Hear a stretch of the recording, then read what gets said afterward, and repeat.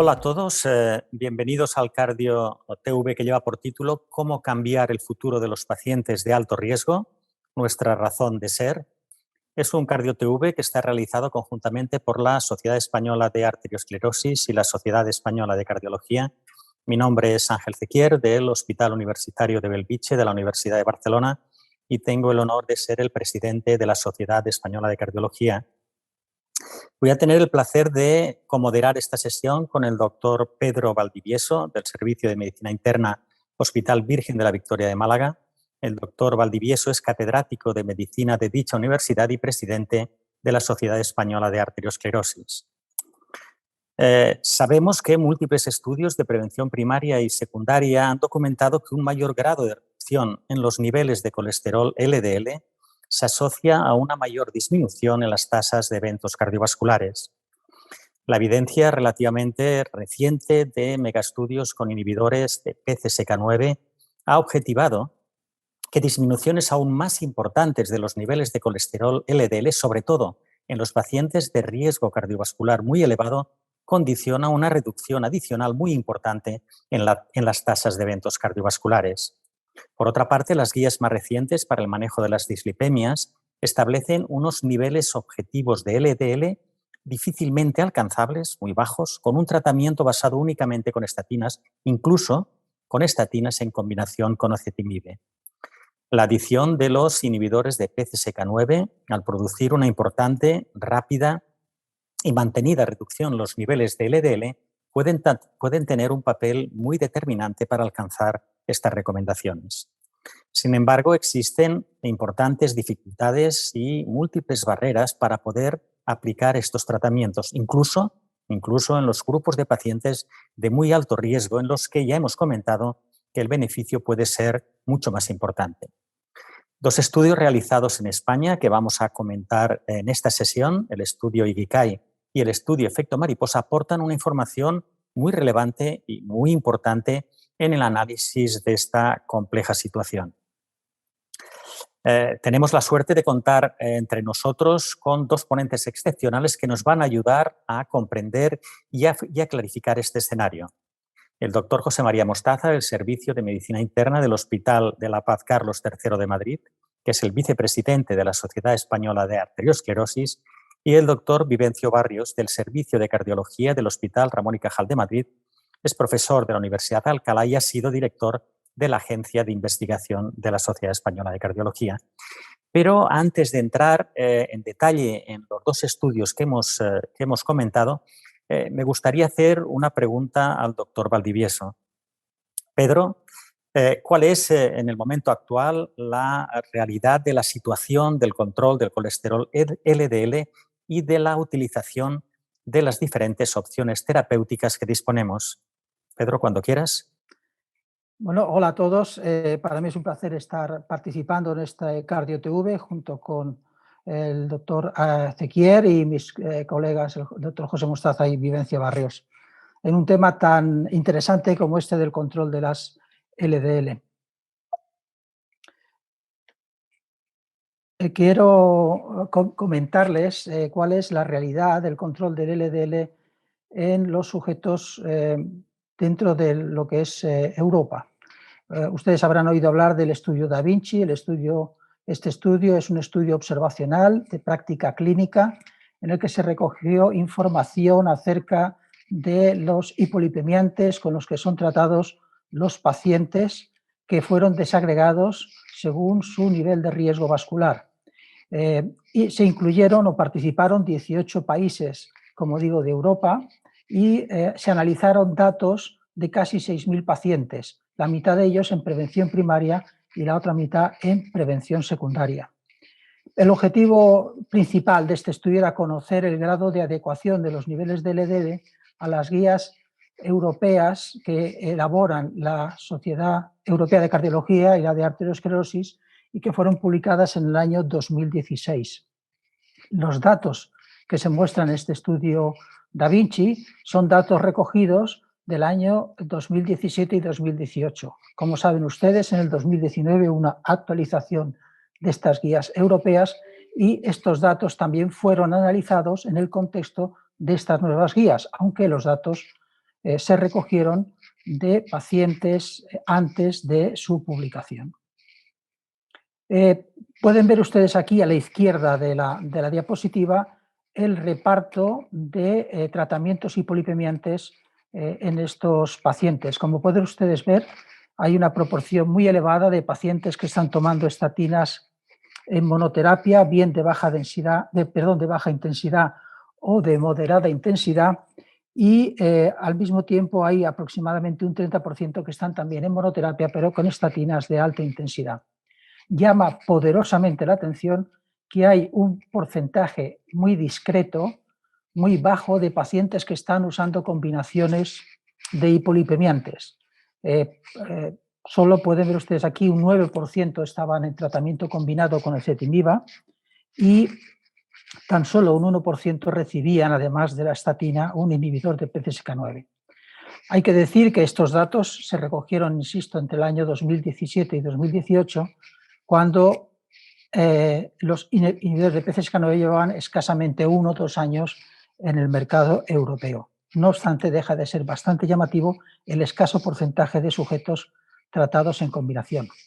En el panel de la derecha pueden ustedes observar cómo estaban tratados los pacientes que estaban en alto o muy alto riesgo cardiovascular.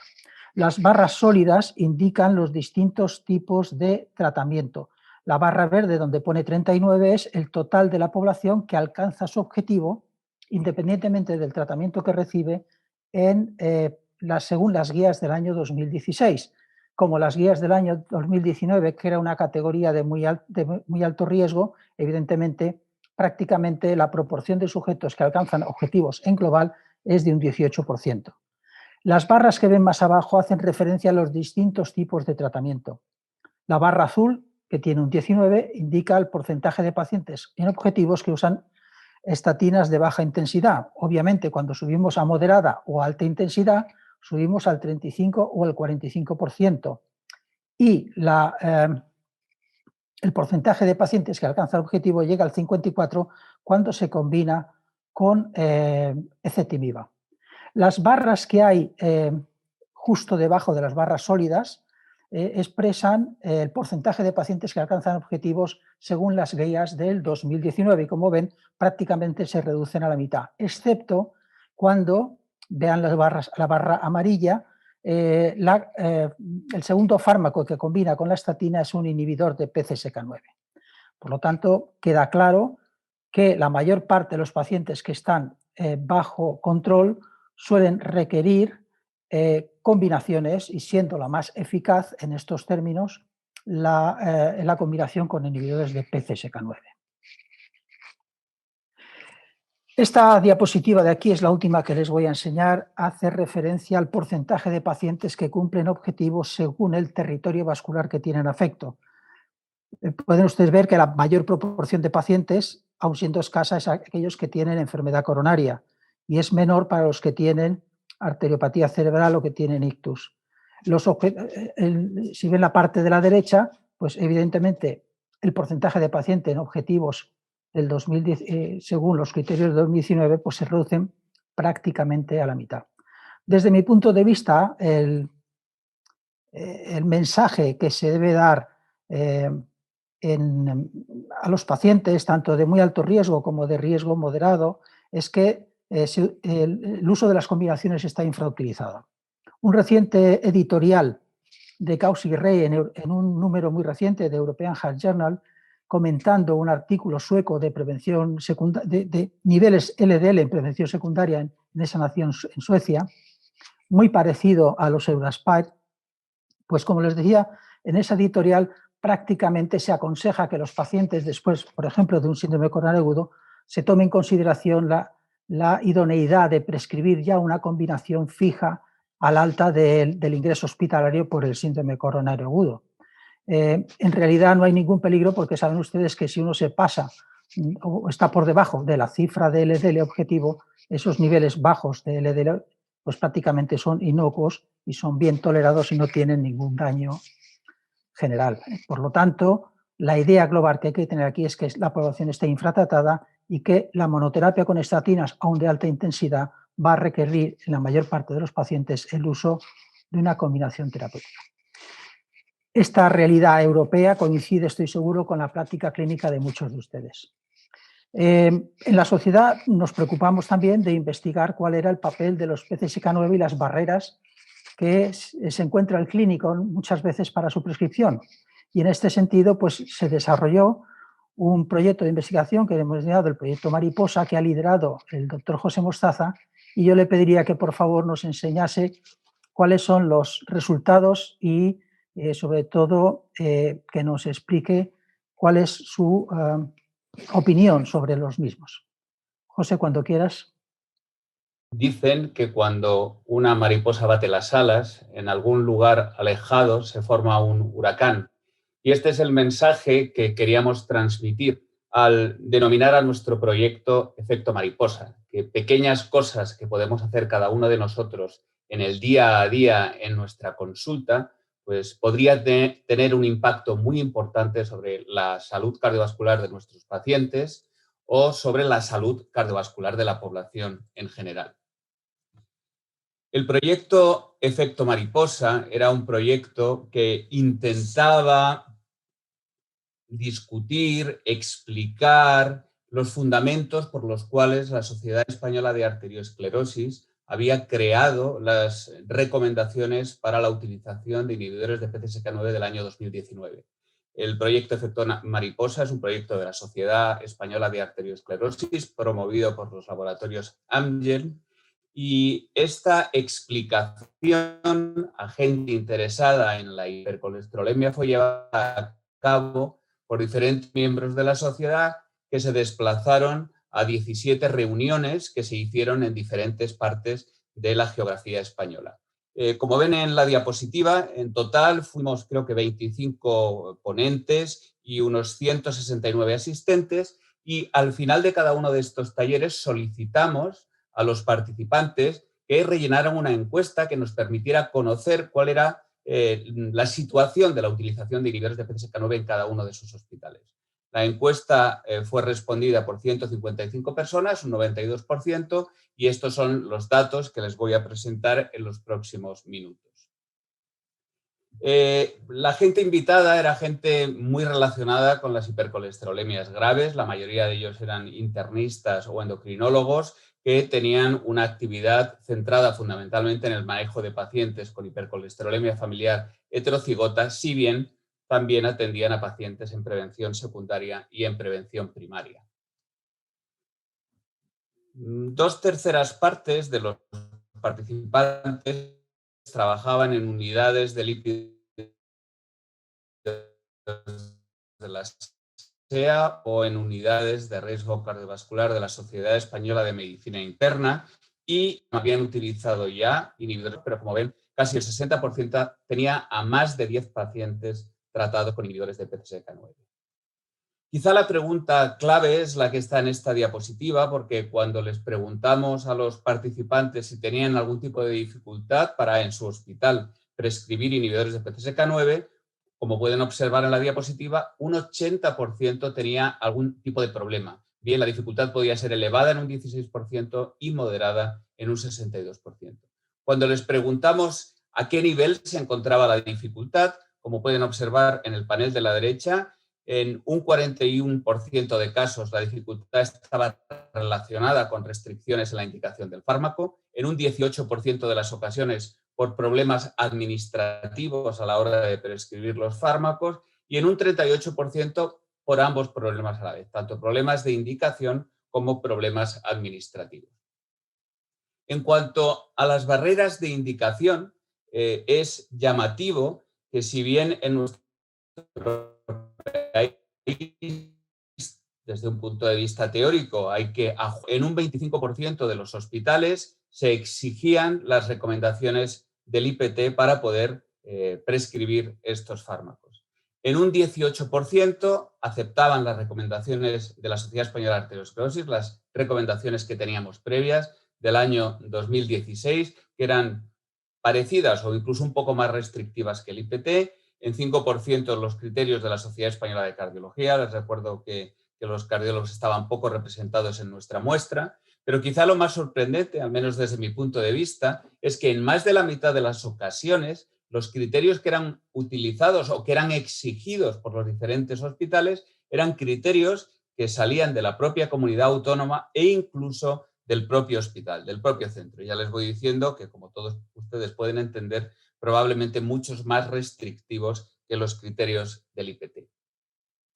En cuanto a las barreras administrativas, bueno, vimos que en un 20% de los casos no se podía seleccionar el inhibidor de PCSK9 que uno desearía, bien evolocumab o alirocumab, fundamentalmente porque no estaba aprobado en ese hospital o bien porque, como ocurre en mi hospital, pues van alternando uno u otro siempre en la farmacia.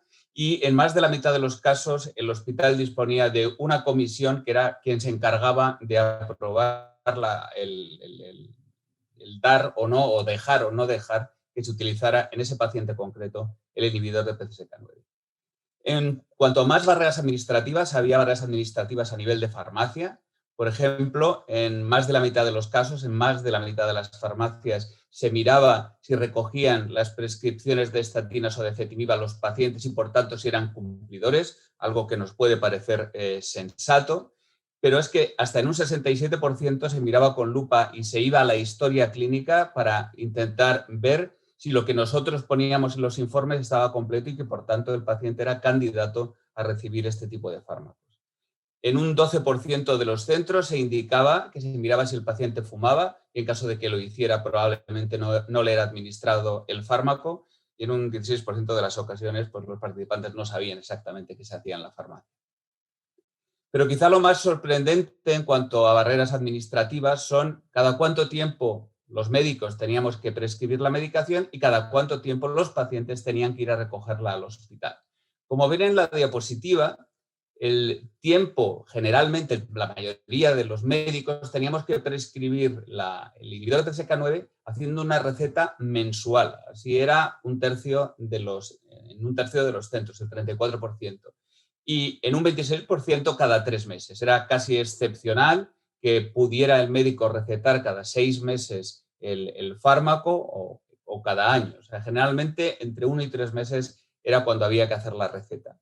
En cuanto al paciente, para ir a recoger la medicación, pues casi en la mitad de los casos era obligatorio que fueran mensualmente, se tenían que desplazar hasta la farmacia hospitalaria para recoger el fármaco.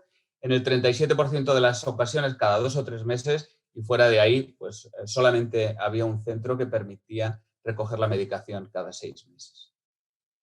Por último, preguntamos a los participantes si creían adecuados los criterios del IPT para la indicación de inhibidores de PCSK9, y como ven, 3/4 partes de los participantes no estaban de acuerdo con los criterios del IPT iniciales que se habían establecido, y todo el mundo, el 77%, pensaba que los inhibidores de PCSK9 debían de estar disponibles para todos aquellos sujetos en prevención secundaria que no alcanzaran objetivos terapéuticos.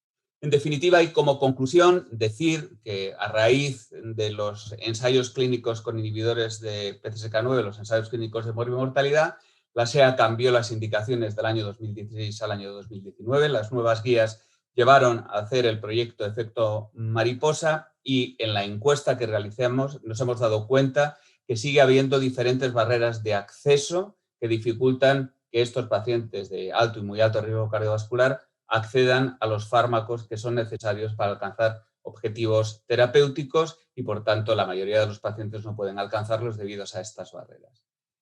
Quiero decir con ello y con esta diapositiva que necesitamos muchas mariposas batiendo sus alas para conseguir no un huracán, sino un tsunami que permita cambiar la actitud, en muchas ocasiones política o económica, para recetar estos fármacos. Y simplemente preguntar a la Sociedad Española de Cardiología, en este caso a Vivencio Barrios, si vosotros habéis hecho algo parecido a lo que nosotros hemos hecho con el efecto mariposa. Vivencio. Muchas gracias, José María. Pues en efecto, nosotros también trabajamos con algo parecido, y lo que trabajamos fue con un estudio que era el Ikigai. Pero antes de nada quiero felicitar a la Sociedad Española de Cardiología y a la Sociedad Española de Aterosclerosis por ponerse juntas a hacer un directo tan atractivo como puede ser esto. Ambas sociedades estamos implicados en el manejo de estos pacientes de alto riesgo, y por lo tanto yo creo que es muy importante aunar esfuerzos. Y siguiendo con el término poético, como el efecto mariposa que contaba José María, nosotros también nos fuimos a un término poético y nos fuimos al término Ikigai.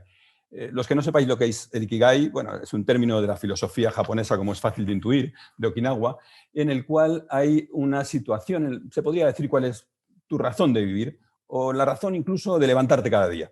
Y eso sería como la agrupación de diferentes esferas, una esfera que abordaría lo que tú amas, otra esfera que abordaría lo que el mundo necesita, otra esfera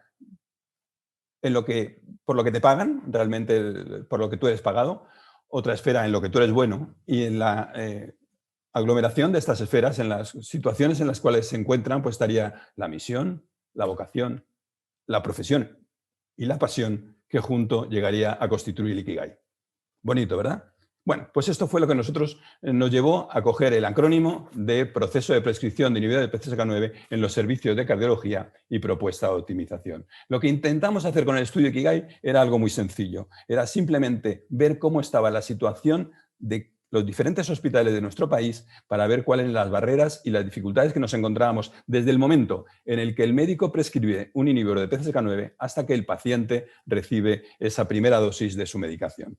Y realmente fue sorprendente ver lo que pudimos observar aquí, porque, bueno, como decía, estos son los objetivos, conocer y distribuir las tramitaciones y gestiones requeridas para la prescripción del tratamiento de inhibidor de PCSK9 y el objetivo final, al final, era ver si éramos capaces de añadir a una serie de recomendaciones desde la Sociedad Española de Cardiología para que estas discrepancias tan importantes existieran o dejaran de existir.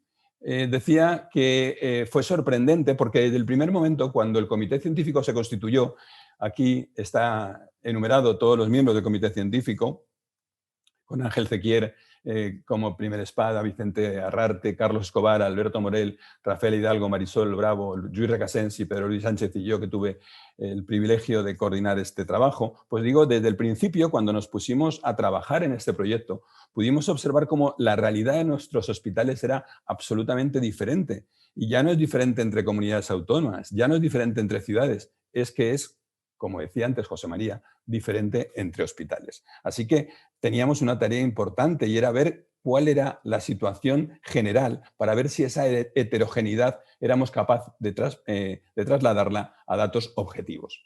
Y hicimos una serie de preguntas. ¿Cómo elegimos a los médicos participantes en este estudio? De una manera muy sencilla. A cada jefe de servicio de cardiología de los diferentes países, de los diferentes hospitales del país, se les mandó una carta diciendo que quién les parecía la persona más adecuada, que conociera mejor la prescripción de inhibidores de PCSK9 en su centro para que pudiera contestar una serie de preguntas dirigidas hacia el manejo de este tipo de tratamientos. Bien, pues con la respuesta de 88 hospitales, que yo creo que es francamente representativa, de hecho nuestro objetivo estaba cercano a los 100, así que estar en 88 yo creo que fue un resultado muy bueno. Vimos esta serie de respuestas a las preguntas. A la pregunta, ¿en tu centro de trabajo es necesario rellenar algún formulario para la aprobación de una prescripción de inhibidor de PCSK9? En una inmensa mayoría, en un 70%, la respuesta era que sí.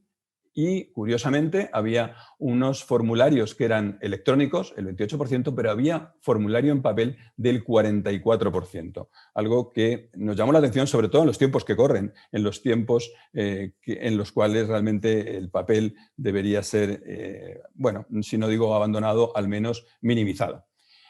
Y esta diapositiva entiendo que no podáis leerla, ni siquiera intento que la leáis. Lo que quiere traer esta diapositiva son las variables que venían en cada uno de los formularios de los diferentes centros. Y lo que quiere transmitir esta diapositiva es que había una enorme cantidad de variables más allá de las propias exigidas por el IPT que se añadían en los diferentes formularios de cada hospital, habiendo una media de más de 8 variables diferentes, insisto, más allá de las propias indicaciones que el IPT establecía para la prescripción de estos fármacos, lo cual suponía realmente una barrera importante, y es una barrera para poder prescribir los fármacos llevada a determinadas circunstancias y determinadas situaciones que, como antes apuntaba José María, eran locales, eran propias de cada hospital, que cada uno ponía, pues como digo, las barreras o dificultades que le parecían oportunas, dejando incluso de lado las propias restricciones del IPT. Porque había una cosa importante en este estudio. Nosotros no cuestionamos si el IPT estaba bien o mal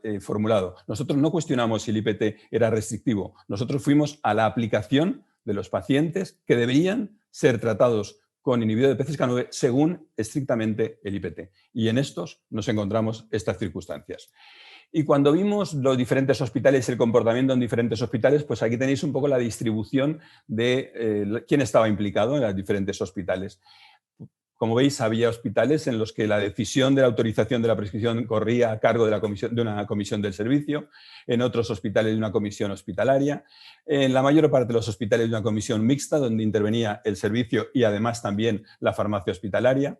En otros era el jefe de servicio el que tomaba directamente la decisión. Incluso había centros en los que no había ningún tipo de limitación, no había ningún proceso y se autorizaba directamente sin rellenar ningún tipo de documentación, sin ningún tipo de autorización previa. Y lo que llamó la atención es que cuando revisamos según el tamaño de los hospitales, cómo eran estos procesos, pudimos observar que en los hospitales más grandes era donde los procesos eran más complicados y donde tenía más comisiones. Y, por ejemplo, la situación en la cual se pudiera prescribir directamente sin necesidad de autorización era prácticamente anecdótica en el caso de los hospitales grandes y, sin embargo, era relativamente importante en hospitales de mediano o de pequeño tamaño. Lo que quiere decir esta diapositiva es que en esos hospitales grandes, donde teóricamente los pacientes son de una alta complejidad y hay muchos pacientes de muy alto riesgo, las trabas o las dificultades son aún mayores que en los hospitales de menor tamaño, donde probablemente la situación es mucho más ágil. Y eso es algo que tendremos que aplicar y de lo que tendremos que aprender. Y esta diapositiva es muy llamativa porque dice cuánto tiempo transcurre desde que el médico prescribe un inhibidor de PCSK9 hasta que el paciente recibe la primera dosis. Y por no prolongar la presentación, quedaros únicamente con la última barra que dice que había una media de más de 6 semanas desde que el paciente era prescrito un inhibidor de PCSK9 por su cardiólogo hasta que recibía la primera dosis del inhibidor. Más de 6 semanas. Y esa era la media. Había algunos hospitales donde el periodo de espera podía prolongarse hasta las 8 y 10 semanas, insisto, desde que el médico consideraba que ese paciente debía ser tratado. Un periodo de espera que a nosotros nos parece realmente intolerable. Y de nuevo, esta diapositiva vuelve a reflejar cuál es la realidad en los diferentes hospitales según su tamaño. De nuevo también los hospitales grandes, esos hospitales que tienen mayor complejidad en sus pacientes, eran justo los pacientes donde el tiempo de espera, donde el tiempo transcurrido desde la prescripción hasta que el paciente reciba su primera dosis era superior. Era mucho más fácil funcionar en los hospitales medios o en los hospitales pequeños. Y esta es la última diapositiva que quería presentaros, y es una diapositiva muy llamativa, porque de toda esta historia, cuando tú encuentras tantas barreras para rellenar tu formulario, cuando además también te encuentras, y no he entrado en eso, las dificultades que hay de tener que hacer recetas cada mes o cada 3 meses, cuando además te encuentras que en muchos casos o en varios casos te deniegan la autorización de ese medicamento, aunque incluso esté cumpliendo estrictamente el IPT, todo eso lleva a que el médico, en algunos casos, termina un poco saturado o cansado de intentar prescribir un inhibidor y que tenga tantas dificultades. Y eso se traduce en esta diapositiva. Cuando preguntábamos al médico cuántas prescripciones haces tú al año, pues decía una media de 7.5. Es la primera de las barras de la izquierda. Sin embargo, ¿cuántas prescripciones crees tú que sería lo adecuado? ¿Cuántos candidatos tendrías en tu práctica clínica? En este caso se contestó una media de 20, es decir, más del doble de los que realmente estamos prescribiendo. Y si eso lo trasladamos al hospital en completo, al completo, pues iríamos a 30 prescripciones al año para una potencialidad de 80 prescripciones al año. Es decir, ¿qué está ocurriendo? Que debido a tantas dificultades, a tantos procesos intermedios, a tantas situaciones un tanto anacrónicas y absolutamente anárquicas, que son decisiones propias de cada hospital, probablemente el médico no esté prescribiendo los inhibidores de PCSK9 que se merecían y al final el paciente está siendo peor tratado de lo que se merece, con las consecuencias que eso pueda tener, y engancho perfectamente con la presentación inicial del doctor Valdivieso hablando de cuál es la realidad del control del colesterol LDL en nuestro país y en Europa entera.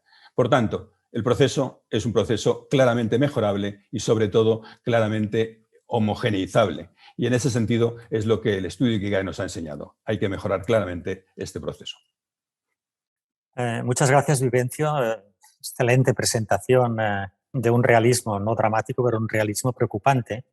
Creo que además es tremendamente complementario, yo creo que muy complementaria con respecto a la presentación previa de José María. Quería volver otra vez con José María para, analizando un poco también sus datos del estudio Mariposa, en que los escenarios de más restricción, incluso has comentado por encima del IPT, aparecían por las autonomías o por la reglamentación de las autonomías o por los propios hospitales. Y en el momento actual, recientemente, se ha publicado ya el IPT en relación a los inhibidores de PCSK9 en el 2020, con una redacción o elaboración del mismo que puede ser susceptible de quizás crítica o puede ser de interpretación. Pero ¿cuál crees tú que, primero, cuál es tu opinión sobre este IPT? ¿Cuál es tu opinión sobre las consideraciones generales y cómo crees que vamos a tener que gestionar a partir de este momento? ¿Lo va a facilitar? ¿No va a modificar la complejidad? ¿Cuál es tu opinión con respecto a esta aproximación que puede ser determinante para los próximos años? Muy bien, Ángel, muchas gracias por la pregunta. Veo que se terminó la poesía y entramos directamente al IPT, que es algo ministerial y algo duro y mucho más serio. Efectivamente, el IPT nuevo ha salido con fecha, lo ven aquí, 21 de octubre de 2020. Todos teníamos, no sé, esperanzas de que hubiera algún cambio significativo en el mismo. Y en el lado de la derecha les he traído lo que yo considero que es más importante de este IPT. En primer lugar, hablan sobre que no se requiere ezetimiba como paso previo a la utilización de inhibidores de PCSK9, algo que ya estaba presente en el IPT inicial que se hizo de estos fármacos. Traigo aquí los datos de volocumab, pero son idénticos para alirocumab. Este IPT, sin embargo, tiene una disquisición teórica realmente interesante, basada fundamentalmente, y es un motivo de orgullo para nuestra sociedad, en las recomendaciones que hizo la Sociedad Española de Arteriosclerosis en el año 2019. En estas recomendaciones se reconoce, se sabe, se ha calculado que existen algunas poblaciones que pueden beneficiarse del tratamiento en términos de eficiencia, con un NNT menor de 25 a 5 años, incluso cuando el colesterol LDL está por encima de 70, no por encima de 100, como decía el IPT previo. Y los autores de este IPT así lo reconocen y hablan que efectivamente aquellos pacientes que tienen enfermedad multivaso, enfermedad polivascular, enfermedad coronaria recurrente, enfermedad coronaria con insuficiencia renal crónica, podrían beneficiarse del tratamiento con estos fármacos si su colesterol LDL estuviera por encima de 70. Sin embargo, y a pesar de esta disquisición teórica que ocupa una parte muy importante del IPT, las condiciones de financiación no cambian en absoluto. Es decir, los autores incluyen esta tabla, que es la tabla de recomendaciones de la Sociedad Española de Arteriosclerosis, escriben mucho al respecto, identifican muchos grupos que por encima de 70 miligramos por decilitro de colesterol LDL ya deberían recibir este fármaco, pero al final lo que concluyen, las consideraciones finales, es que estos fármacos están financiados en estas situaciones, hipercolesterolemias familiares y prevención secundaria, pero solo cuando el colesterol LDL sea superior a 100 miligramos por decilitro. Si bien para ellos por encima de 70 es razonable utilizarlo, no lo financian. Una situación de esquizofrenia que es muy difícil de entender, la verdad. No sabría cómo explicarlo y por qué han llegado a esas conclusiones.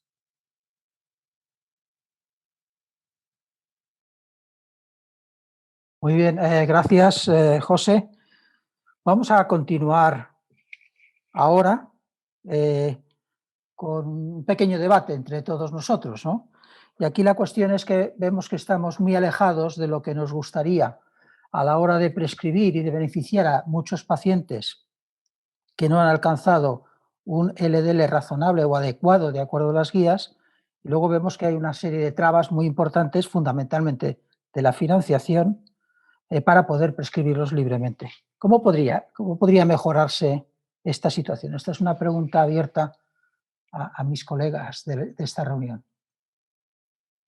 Puedes comenzar, Vivencio. Pues gracias, Pedro. Bueno, realmente es complicado. Yo creo que hay que volver un poco a la poesía, que la habíamos dejado aparcada en las palabras de José María. Y yo creo que hay que volver un poco a la poesía porque lo que tenemos que hacer es construir algo que sea positivo. Y para construir algo que sea positivo, nosotros desde Ikigai, desde el proyecto SEC Ikigai, hemos querido dar unas recomendaciones que yo creo que al final puede ser el aspecto más práctico de este estudio. Una vez que uno reconoce y analiza cuáles son las dificultades del proceso para autorizar o para prescribir inhibidor de PCSK9, intentamos dar algunas guías para intentar evitar esa inequidad que existe y esas dificultades que son distintas en cada hospital, haciendo que, bueno, de alguna manera la prescripción de inhibidores sea más homogénea. Y estas son las recomendaciones que nosotros hemos recogido en nuestro documento y que aparecerán en la publicación del estudio Ikigai. Son recomendaciones muy sencillas, realmente son las recomendaciones que a cualquiera se le ocurrirían, pero queremos ponerlas de una manera clara, negro sobre blanco, para que eso pueda servir como documento para que, insisto, esas situaciones tan dispares y tan heterogéneas de los diferentes hospitales, de alguna forma queden suavizadas o minimizadas. Y entonces nos parece que es imprescindible instaurar documentos de autorización electrónicos. Yo creo que en este momento, y más encima con la situación de la pandemia, utilizar el papel, el formulario en papel debería olvidarse y deberíamos utilizar documentos electrónicos que son mucho más rápidos y mucho más dinámicos. Por supuesto, los formularios han de ser sencillos y rápidos, que el médico no se desanime teniendo que rellenar 18 ítems distintos, sino ir directamente al grano y recoger estrictamente las variables que exige el IPT. No creo que sea aceptable que cualquier hospital pueda incluir diferentes variables que puedan poner dificultades a la prescripción o autorización de un inhibidor de PCSK9. Si nosotros tenemos unas reglas del juego que pueden ser mejores o peores, las ha comentado con mucho detalle y con un espíritu muy crítico José María, que yo, por cierto, suscribo absolutamente sus palabras. Pero si ya tenemos una regla del juego, lo que encima no puede ser es que cada hospital marque otras reglas del juego aún más restrictivas. Marquemos una regla del juego y por lo menos sigamos estas. No puede ser que cada uno haga de su capa un sayo. Obviamente, el paciente creemos que debe recibir la medicación en un plazo razonable. No se puede aceptar que un paciente esté durante un mes y medio para esperar una medicación que su médico ha decidido hace ya mes y medio. Así que creemos que el plazo no debe ser más allá de 14 días y ya nos parece que puede ser un tiempo, insisto, razonable. Y, por supuesto, pautas de un seguimiento razonable. Es inaceptable que en algunos hospitales haya que hacer recetas cada mes para esta medicación, cuando la medicación que se prescribe va a ser probablemente durante largo tiempo, si no diría incluso de por vida en algunos casos. Por tanto, hacer seguimiento a los pacientes con visitas cada mes y teniendo que hacer que el paciente vaya al hospital 2, 3, 4, 5, 6 veces al año o incluso una vez cada mes es realmente poco razonable en el momento actual. Así que esas serían un poco las guías que nosotros llevamos a que estos formularios o estas vías de autorización de inhibidores se agilicen, se dinamicen y sobre todo se homogeneicen, de forma que se basen en unos criterios comunes que son los que el IPT ha marcado, que podremos discutir si son válidos o no son válidos, pero de luego lo que no podemos hacer es encima inventar nuevas barreras a las que ya de por sí tenemos con el propio IPT. Y esa es nuestra opinión. No sé, José María, ¿tú cómo lo ves? ¿Qué posibilidades ves desde otro punto de vista, desde el impacto en el paciente? ¿Podrías darnos alguna idea sobre si esto puede impactar sobre la opinión del paciente? Bueno, efectivamente, sobre el paciente yo creo que tiene un impacto muy significativo. Antes ponía unos datos de con qué frecuencia tenían que venir los pacientes al hospital y al menos en mi hospital tenían que venir 12 veces, una vez cada mes a la farmacia del hospital para recoger la medicación. Tenían que venir y era requerido para ver si estaban siendo cumplidores o no. Tenían que hacerse 2 analíticas al año y después tenían que venir cada 3 meses a mi consulta, a nuestra consulta, para que hiciéramos la prescripción del fármaco, y dado que el Carlos III está separado físicamente de la Farmacia de la Paz en varios kilómetros, eso llevaba a que en total los pacientes tuvieran que venir en 18 ocasiones al hospital durante el año. O sea, estábamos castigando claramente a aquellos pacientes que encima ya tienen, de por sí han tenido la desgracia de tener una enfermedad, en nuestro caso fundamentalmente hipercolesterolemías familiares, pero también sujetos de prevención secundaria, y encima tenían que estar viniendo al hospital con mucha frecuencia. Nosotros sí que quería decir que nosotros también tenemos unas recomendaciones, en este caso no elaboradas a partir de los datos que teníamos, sino que nosotros también le preguntamos a los médicos participantes en la encuesta cómo podían o qué consideraban ellos que se debía de hacer para conseguir que se implementaran las recomendaciones de la SEA, que a todos ellos les parecían razonablemente sensatas, ¿no? Y estas fueron las respuestas. En un 43% de los casos decían que debían actualizarse las guías de práctica clínica del propio hospital de acuerdo a las recomendaciones que había hecho la SEA. El 68% decía que había que hacer un informe conjunto de expertos, que no fuera solamente la SEA, sino la SEA, la SEC, sociedades de primaria, Sociedad Española de Medicina Interna, pues que avalaran la importancia de seguir las recomendaciones de la SEA y por tanto, transcribir esas recomendaciones directamente a las farmacias, a la farmacia hospitalaria, facilitar obviamente el acceso al fármaco. También sabemos que hay una distribución muy extraña en la utilización de inhibidores de PCSK9 a lo largo del territorio español. Hay algunas comunidades autónomas donde apenas se utiliza y está muy relacionado con la presencia o no de unidades de lípidos. Es evidente que la prevalencia de hipercolesterolemia familiar debe de ser exactamente la misma en Palencia que en Madrid, pero la utilización por población es muy superior en Madrid y eso no puede ser. Y después pensábamos también que había que formar a diferentes especialistas hospitalarios en estos temas, pues para que ellos también estén atentos de que y no se les escapen pacientes que pueden ser candidatos al tratamiento.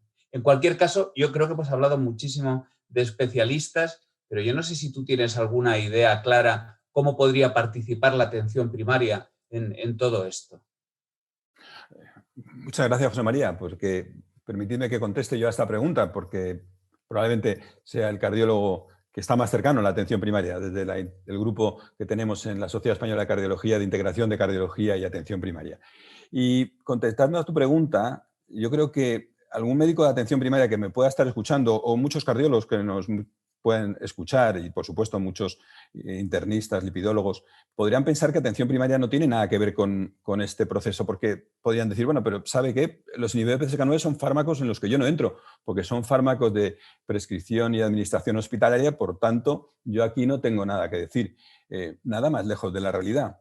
Evidentemente ellos no pueden prescribirlo ni se les puede administrar estos fármacos desde el centro de salud, pero el médico de atención primaria tiene aquí un papel fundamental y es hacer emerger estos pacientes que están mal controlados, esos pacientes que comentó al principio Pedro Valdivielso y en el cual podemos identificar que están absolutamente fuera de rango, y esos pacientes que están seguidos y están vigilados por atención primaria, y muchos de ellos les hemos perdido en el seguimiento de los servicios de cardiología porque son pacientes estables que teóricamente no deberían estar siguiendo unas revisiones periódicas con un servicio de cardiología, pues como digo, esos pacientes que están seguidos por atención primaria y que no tienen un adecuado control son pacientes que nos deberían remitir a los servicios de cardiología, a los cardiólogos que tengan más cercanos o a los internistas, lipidólogos, expertos en unidades de lípidos, para que se les prescriba inhibidor de PCSK9.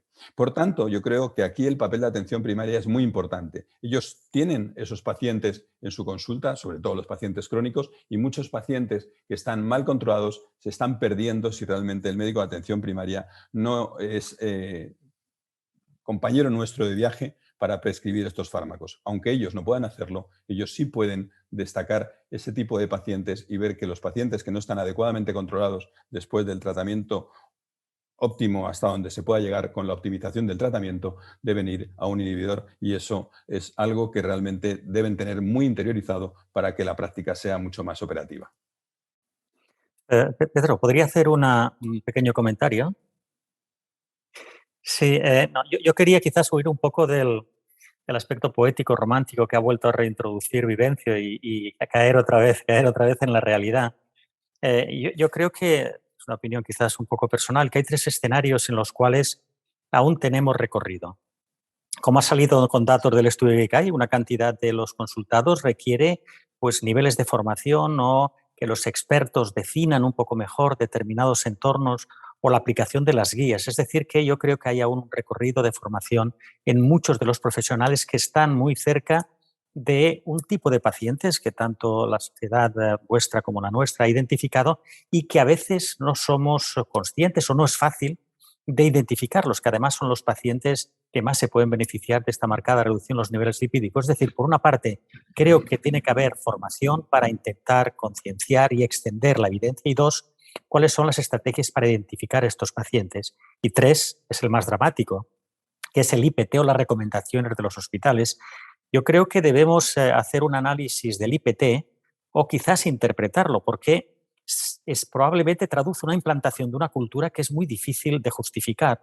Como ha comentado José María, una parte de la discusión y de toda la información aporta una evidencia científica muy consistente e incluso una identificación de pacientes con los que se sugiere que deben alcanzar o que deben incorporarse para recibir estos fármacos, y la consideración general va totalmente en contra, casi totalmente en contra, de todo lo que parece apoyar el documento. Por tanto, la pregunta es ¿por qué? ¿Por qué aparecen unas recomendaciones generales que se apartan mucho de toda la evidencia que parece soportar el documento? Lógicamente, el componente económico tiene un papel posiblemente excesivamente determinante de cómo ha acabado el IPT. Y esto se va a traducir, queramos o no, en las aproximaciones que hagan los hospitales o que hagan incluso las comunidades. Por lo cual, de alguna u otra forma, yo creo que debemos intentar que esta forma de implantar la evidencia científica no esté absoluta y totalmente determinada por lo que son condicionantes de tipo económico. Y de alguna forma deberíamos, las sociedades, analizar por qué ha ocurrido esto y a lo mejor plantear una potencia de reversibilidad, porque desde el punto de vista científico las conclusiones, si lo analizáramos como si fuera un estudio clínico, las conclusiones no se soportan en absoluto con el material y método de los resultados. Gracias, Ángel, por la intervención. José, ¿algún comentario al respecto de las intervenciones de Vivencio y de Ángel ahora?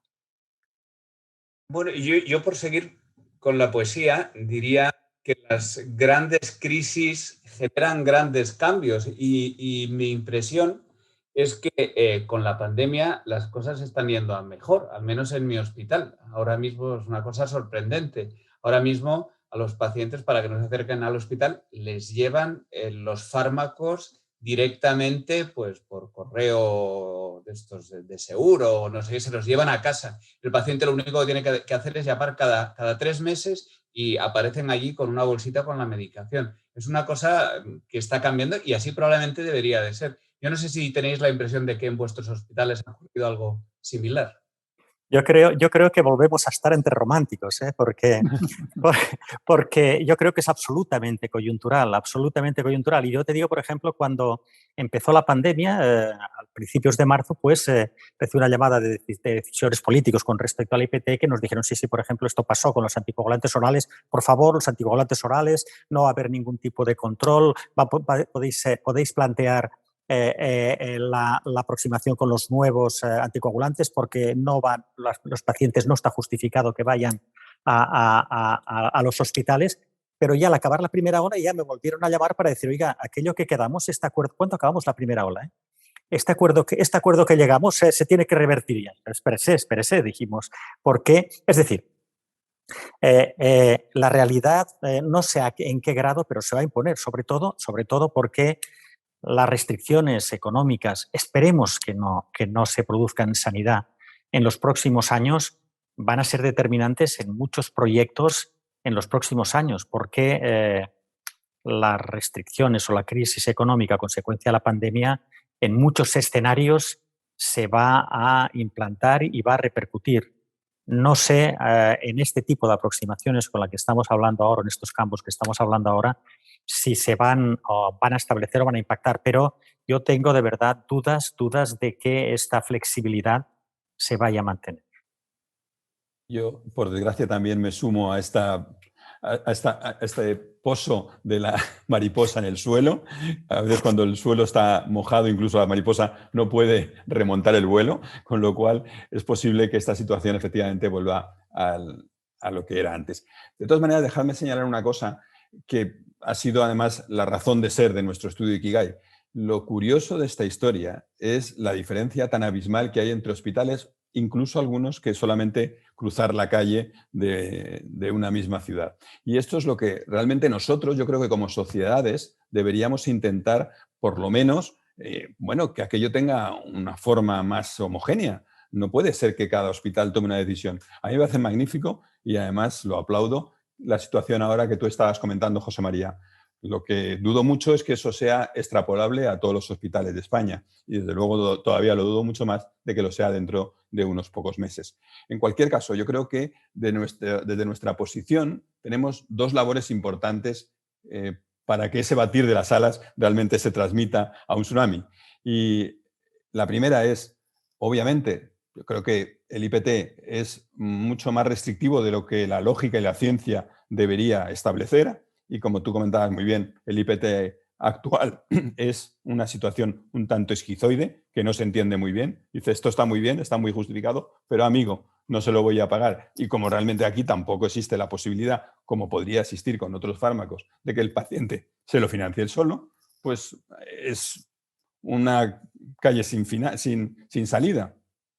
Por tanto, yo creo que el IPT debe ser mejorado, obligatoriamente debe ser mejorado. Pero la segunda de las cosas es que también debe mejorar en el día a día, en nuestro quehacer diario, ese trabajo de autorización del medicamento para que realmente el paciente que lo necesite y que cumpla todos los criterios, incluso por restrictivos que sean, al menos lo reciba. Lo que no puede ser es lo que está ocurriendo, que la utilización de estos fármacos es testimonial, es absolutamente anecdótica. Ocurría también en el estudio Da Vinci, pero el estudio Da Vinci recordemos que es de hace unos años. El problema es que nosotros en el 2021 no hemos mejorado sobre lo que el Da Vinci ofrecía en el 17 o 18. Creo que eso merece una reflexión profunda. Muy bien, gracias Vivencio, gracias a todos. Vamos concluyendo porque el tiempo es oro, como dicen los luthiers, time is money, el tiempo es un maní y ya estamos llegando al límite del tiempo, ¿no? Me gustaría unas últimas palabras muy breves. Hemos revisado la situación que tenemos en Europa, que es similar a la que tenemos en nuestro país. Hemos visto dos proyectos de la SEC y la SEA en el que se han tratado de identificar las principales barreras y se hacen propuestas para mejorar la prescripción y la calidad del tratamiento de los pacientes. Se ha discutido a largo y tendido del IPT. El IPT introduce mejoras respecto del previo, sigue manteniendo el tema de la financiación. Lo curioso es que la financiación en el IPT la marca el Ministerio de Sanidad y las competencias de prescripción las tienen las comunidades. En mi hospital, en nuestra farmacia, hay muchos pacientes fuera de esos niveles de 100 o en uso compasivo, pacientes en primaria que no tienen FH. Es decir, que hay hasta cierto punto yo creo que la parte, digamos, más científica y no económica del IPT creo que ha sido dar un paso hacia adelante y que yo creo que eso podrá convencer a muchos de nuestros farmacéuticos a la hora de tener cierta cintura para ciertos pacientes. Ya me gustaría concluir recordando una frase de Fernando Rodríguez Artalejo, una publicación que hizo en el año 99 en Medicina Clínica. Se llamaba el artículo Bases de la Prevención Cardiovascular. Y decía que el objetivo de la prevención cardiovascular no es ahorrar costes, es ahorrar sufrimiento, discapacidad y muerte. Entonces, nuestra obligación en el terreno de la hipercolesterolemia, como cualquier otro factor de riesgo, es procurarles a nuestros pacientes el mejor tratamiento posible. Y dicho esto, nada más me queda que agradecer a mis colegas su presencia en este CardioTV.